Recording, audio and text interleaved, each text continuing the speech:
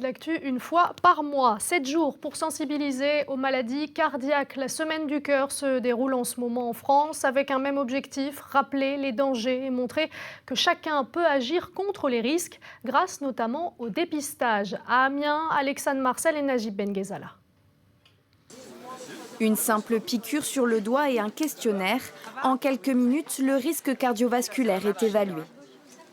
Dans les 10 prochaines années, vous avez 3% de risque de faire soit un AVC, soit un problème maladie cardiovasculaire, un problème cardiaque. Ce dépistage est proposé par la Fédération française de cardiologie. L'examen biologique passé, des questions sur le mode de vie des patients permettent d'établir un pourcentage de risque. C'est un algorithme qui permet de calculer en fonction des antécédents de la personne et des données qu'on a prises, donc tension artérielle, glycémie, cholestérol, de calculer un score. Donc généralement, si on est en dessous de 1, on a un risque très très faible. Donc on a, entre 1 et 5, on a un risque modéré, supérieur à 5, élevé.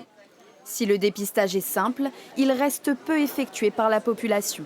On ne fait pas assez attention justement à ça et il faut sensibiliser un peu plus à ce genre d'événements et y aller un peu plus pour justement regarder si on a des problèmes de santé. Et là on a les résultats de cholestérol. Tout va bien, bilan positif. Moi, je dois faire un petit peu de sport mais ça, c'est pas nouveau. Associations et structures de santé souhaitent prévenir les facteurs de risque car ces maladies ne sont pas fatalement présentes dans les gènes, elles peuvent être évitées. Dans 80% des cas, on est l'acteur de son avenir. Sur le plan cardiovasculaire, on peut inverser une tendance ou pas selon le comportement que l'on adopte.